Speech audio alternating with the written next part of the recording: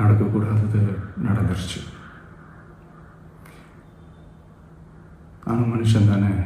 அந்த நேரத்தில் அத்தனை பேர் பாதிக்கப்பட்டு இருக்கும்போது எப்படி அந்த ஊரை விட்டுட்டு என்னால் கிளம்பி வர முடியும்?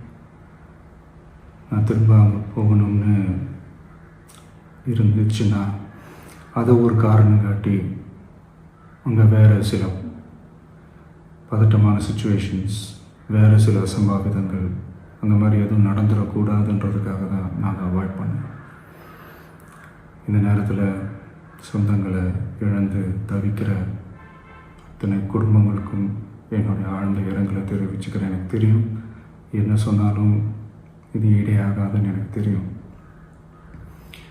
ஹாஸ்பிட்டலில் ட்ரீட் பண்ணிகிட்ருக்கிற எல்லாருமே சீக்கிரமாக க்யூர் ஆகி வரணுன்றதை இந்த நேரத்தில் நான் வேண்டிக்கிறேன். கூடிய சீக்கிரமே உங்கள் எல்லாரையும் நான் சந்திக்கிறேன்.